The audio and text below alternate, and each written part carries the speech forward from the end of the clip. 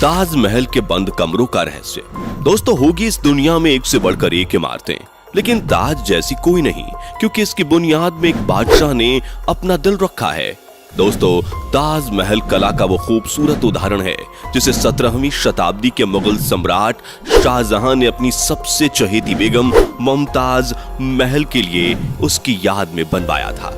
वो इमारत जितनी खूबसूरत है उतनी ही रहस्यों से भरी हुई है और कोई ना कोई विवाद इस इमारत के इर्द गिर्द घूमता ही रहता है। और सबसे बड़ा रहस्य है ताजमहल के 22 बंद कमरों का राज। आखिर क्यों बंद हैं ये कमरे? क्या इनमें हिंदू देवी देवताओं की मूर्तियां छिपी हुई हैं? क्या सच में ताजमहल शिव मंदिर को तोड़कर बना है? और सबसे बड़ी बात दोस्तों, क्या आपको पता है कि बिना सीमेंट के ताजमहल कैसे बनाया गया? जबकि आज तो बड़ी बड़ी बिल्डिंग्स और पुल वगैरह सीमेंट से ही बनते हैं और 100-100 साल तक खड़े भी रहते हैं, लेकिन ताजमहल तो बिना सीमेंट के बनाया गया है। तो फिर कैसे वो करीब 350 सालों से इतनी मजबूती से खड़ा है? फिर चाहे कितना ही बड़ा भूकंप आ जाए, चाहे कोई भी नेचुरल डिजास्टर हो जाए, ताजमहल वहीं का वहीं खड़ा है। आखिर कैसे? और क्या आपको पता है कि उस समय ताजमहल कितने रुपयों में बनाया गया होगा? और क्यों ताजमहल में आज तक कोई लाइट्स नहीं लगाई गई है? दोस्तों, आज का वीडियो पूरा देखना जरूर, क्योंकि इस वीडियो में आप ताजमहल के 22 ऐसे रहस्यों के बारे में जानोगे जो शायद ही पहले आपने कभी सुना होगा। बस वीडियो को स्टार्ट करने से पहले वीडियो को एक लाइक करके चैनल को सब्सक्राइब कर लीजिए। चलिए शुरू करते हैं। नंबर 22, ताजमहल के रहस्य में सबसे पहला रहस्य तो ताजमहल की नींव से ही जुड़ा हुआ है। जब क्योंकि ताजमहल यमुना नदी के पास है, तो ऐसी नमी वाली रेतीली मिट्टी में किसी भी इमारत की नींव खड़ी करना यकीनन एक मुश्किल भरा काम हो सकता था। लेकिन दाद देनी पड़ेगी उस वक्त के मुगल सल्तनत के इंजीनियर्स की, जिन्होंने इतनी नमी वाली जमीन में ऐसी पक्की नींव बनाकर तैयार की जिसके बलबूते आज भी इतनी बड़ी इमारत सही सलामत टिकी हुई है। दरअसल ताजमहल की नींव बनाते समय ताज के चारों ओर बहुत से कुएं खोदे गए। इन कुओं में ईंट पत्थर डालकर इन पर आबनूस और महोगनी की लकड़ियों से ताजमहल की फाउंडेशन बनाई गई। ये कुएं ताज की नींव को मजबूत बनाते हैं। आबनूस और महोगनी की लकड़ियों में एक खासियत होती है कि इन्हें जितनी नमी मिलती रहेगी ये उतनी ही फौलादी और मजबूत रहेंगी। और इन लकड़ियों को नमी ताज के पास बहने वाली यमुना नदी के पानी से मिलती है। यमुना के पानी का स्तर हर साल घट रहा है और लकड़ियों में नमी की कमी आ गई है। यही वजह है कि सन 2010 में ताज में दरारें देखी गईं। दोस्तों, आपने देखा होगा कि ताजमहल के आसपास के चारों मीनार एक दूसरे से परपेंडिकुलर खड़े हैं। मतलब यह कि ताजमहल की जो 4 मीनारें हैं ये बिल्कुल सीधी नहीं खड़ी हैं, बल्कि चारों बाहर की तरफ हल्की सी झुकी हुई हैं। और इन्हें ऐसा ही बनाया गया था ताकि भूकंप जैसी आपदा आने पर अगर ये गिरे भी तो बाहर की तरफ गिरे। दरअसल ऐसा इसलिए किया गया है कि अगर कभी जोर का भूकंप आता भी है तो वह चारों मीनार ताजमहल से दूर जाकर गिर जाएं और इस तरह भूकंप के झटके ताजमहल तक पहुंचने से पहले ही इन मीनारों में ऑब्जॉर्ब हो जाएं और ताजमहल को कोई नुकसान ना पहुंचे।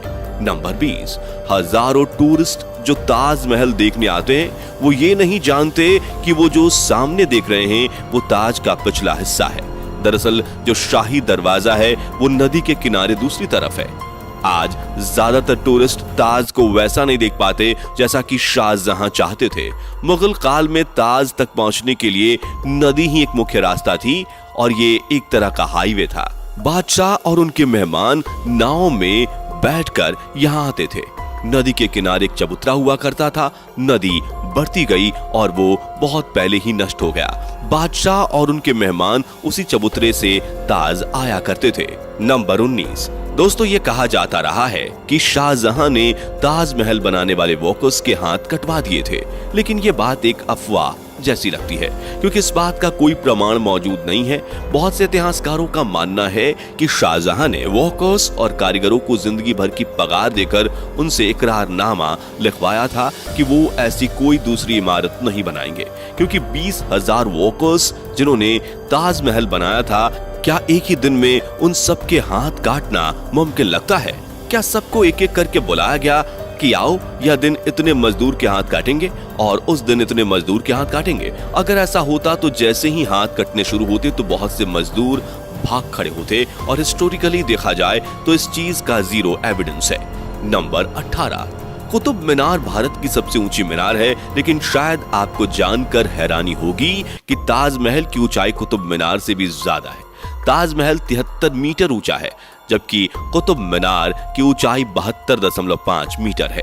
नंबर 17, ताजमहल के साथ में उसके 22 कमरों का रहस्य भी जुड़ा हुआ है, जिसके बारे में लोगों का कहना है कि उन 22 कमरों में हिंदू देवी देवताओं की मूर्तियां बंद हैं। दरअसल दोस्तों, जब यह अफवाह ज्यादा फैलने लगी और कुछ मीडिया वालों ने सोशल मीडिया पर डिबेट को जबरदस्ती जारी रखा, जिसके चलते ASI के सोर्सेज ने इंडियन एक्सप्रेस को बता दिया कि जो 22 रूम्स हैं, असल में ये रूम्स नहीं है, बल्कि यह एक लंबा सा कॉरिडोर है जिस पर दरवाजे लगाए गए हैं। और ऐसा भी नहीं है कि इन बंद दरवाजों को सदियों से खोला ना गया हो। ASI के स्टाफ के अकॉर्डिंग हर 1 से 2 हफ्ते में इन बंद दरवाजों को खोलकर अंदर की सफाई की जाती है। इन सब के बावजूद प्रोपागेंडा थमने का नाम नहीं ले रहा था, जिसके बाद आर्कियोलॉजिकल सर्वे ऑफ इंडिया ने इन बंद कमरों के अंदर की फोटोज पब्लिकली दिखा दी। ये देख लो, इन कमरे के अंदर का नजारा कुछ ऐसा दिखता है। आगरा के ASI चीफ AK पटेल ने इंडिया टुडे को बताया कि ये पिक्चर्स अब ASI की वेबसाइट पर लाइव आपको मिल जाएंगी और कोई भी इन पिक्चर्स को देख सकता है उनकी वेबसाइट पर जाकर।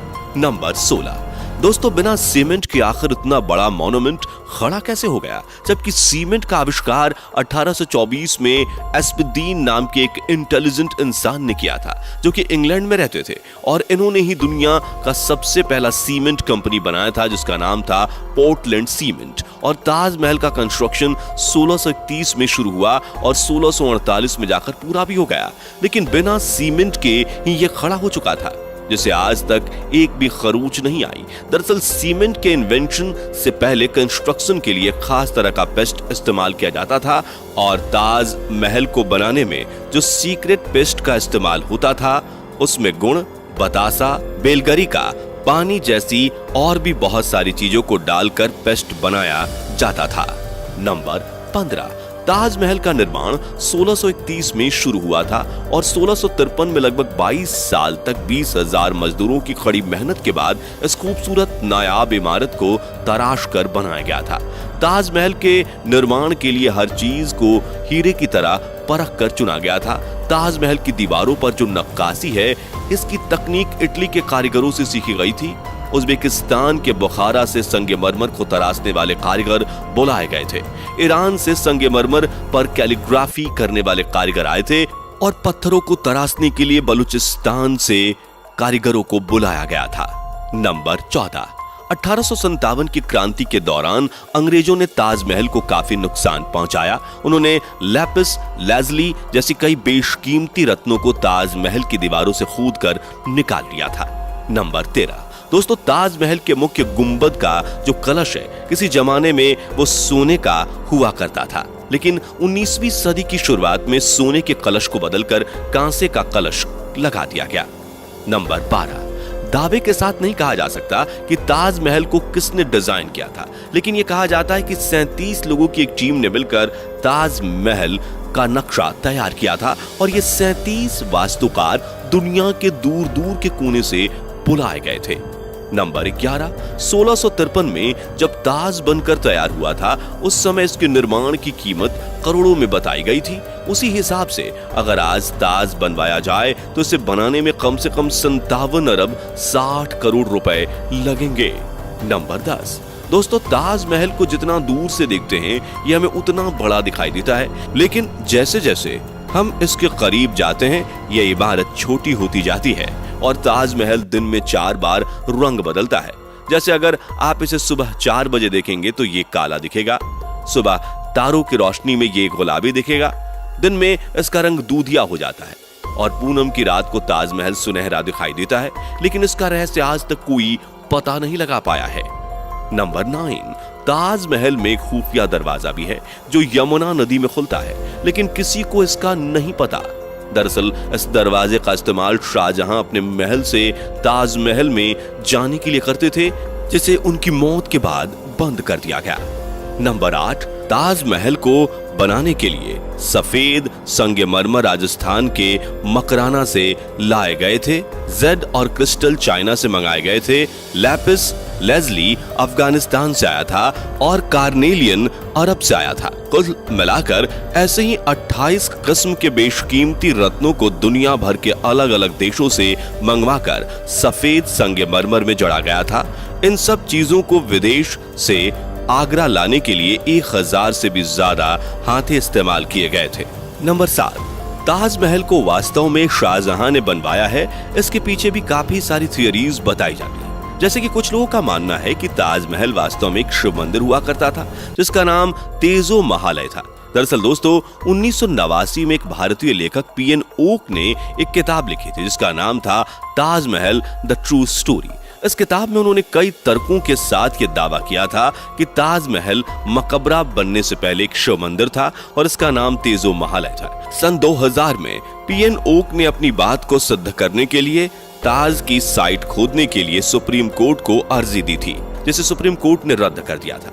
आर्कियोलॉजिकल सर्वे ऑफ इंडिया के मुताबिक ताजमहल कभी एक शिव मंदिर था, इस बात का कोई सबूत नहीं है, बल्कि शाहजहां ने ताज को बनवाया था, इसके सबूत इतिहास के पन्नों में मिलते हैं। नंबर 6, कई देशों में ताजमहल की नकल पर बनी इमारतें मौजूद हैं, जैसे चीन, बांग्लादेश, कोलंबिया और ऐसी ही एक और इमारत भारत में भी मौजूद है जिसका नाम बीबी का मकबरा है। ये इमारत महाराष्ट्र के औरंगाबाद में है और इसे मुगल बादशाह आजम शाह ने अपनी मां दिलरस बानो बेगम की याद में 17वीं सदी के आखिर में बनवाया था। इसे ताजमहल की तर्ज पर बनवाया गया था। इस मकबरे का गुंबद ताजमहल की गुंबद से छोटा है और इसका सिर्फ गुंबद ही संगमरमर का है, बाकी निर्माण प्लास्टर से किया गया है। नंबर 5, एक कहानी फेमस है कि शाहजहां यमुना नदी के दूसरे तरफ काले संगमरमर से ऐसा ही एक और काला ताजमहल बनवाना चाहते थे।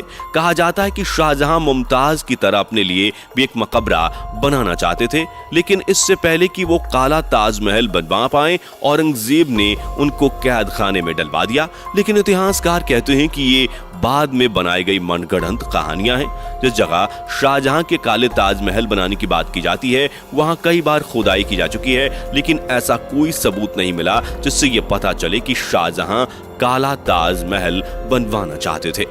नंबर 4, ताजमहल की सबसे ज्यादा पॉपुलैरिटी इसके कंस्ट्रक्शन से जुड़ी अद्भुत प्रेम कहानी की वजह से है। शाहजहां ने अपनी बेगम मुमताज महल की याद में इस इमारत को बनवाया था। मुमताज का असली नाम अर्जुमंद बानो बेगम था। शाहजहां ने उन्हें मुमताज महल नाम दिया, यानी महल का सबसे अनमोल रत्न। महज 38 साल की उम्र में अपनी 14वीं संतान को जन्म देते वक्त मुमताज की मौत हो गई। उस वक्त वो बुहारनपुर में थी। अपनी बेगम की मौत से बादशाह बेहद दुखी हुए, जैसे कि उनकी जिंदगी बर्बाद हो गई और आखिर में उनकी याद में शाहजहां ने ताज को बनवाने का फरमान जारी किया। नंबर 3, पहले मुमताज को बुहारनपुर में ही दफनाया गया। इसके बाद शाहजहां ने ताज को बनवाना शुरू किया। उसके बाद बुहारनपुर से मुमताज की डेड बॉडी को निकालकर जहां ताज महल बन रहा था उसके पास एक गार्डन में दफनाया गया। ताज महल को तैयार होने में 22 साल लगे, जब तक मुमताज की डेड बॉडी गार्डन में बनाई गई कब्र में ही दफन रही। बाद में उसे ताज महल के अंदर मुख्य गुंबद के नीचे दफनाया गया। नंबर 2, जिस वक्त शाहजहां बादशाह बने वो मुगल सल्तनत का सबसे सुनहरा दौर था, या यूं कहें शाहजहां का जमाना मुगल हुकूमत के पसंद जैसा था। चारों तरफ अमन और खुशहाली थी। प्रजा के लिए बादशाह का हुक्म ही सबसे ऊंचा होता था। शाहजहां की बादशाहत में लड़ाइयां नहीं होती थी। वो जबरदस्त शानो शौकत, ऐशो इशरत का दौर था। बादशाह को बड़ी बड़ी इमारतें बनवाने का शौक था। उन्होंने मुगल वास्तुकला के साथ भारत के प्राचीन इतिहास को मिला दिया था। नंबर 1, शाहजहां जानते थे कि ये दौलत, ये ताकत, ये शानो शौकत एक दिन सब खत्म हो जाएगा। उन्होंने सोचा कि कुछ ऐसी यादगार चीज बनाई जाए जो हमेशा रहे, और शाहजहां ने अपनी पत्नी की याद में ताज को बनवाया। आज बादशाह ही नहीं रहे, उनकी हुकूमत नहीं रही और उनकी सल्तनत को भी खत्म हुए कई जमाने गुजर गए। बस एक ताज है जिसने बादशाह की सदियों पुरानी प्रेम कहानी को खुद में संजोए रखा है। प्रकृति की गोद में चांद सी जगमगाती ये भव्य इमारत सदियों से दो प्रेमियों के प्यार की अमर कहानी सुनाती आई है और सदियों तक सुनाती रहेगी। दोस्तों उम्मीद करते हैं कि आज की ये वीडियो आपको जरूर पसंद आई होगी। साथ ही आप किस शहर में रहते हो और क्या आपने ताजमहल देखा है, हमें कमेंट करके बताइए और चैनल को सब्सक्राइब करके वीडियो को ज्यादा से ज्यादा शेयर जरूर करें ताकि यह जानकारी हर किसी को मिल सके। और दोस्तों आप किस तरह का वीडियो देखना चाहते हैं हमें जरूर बताएं।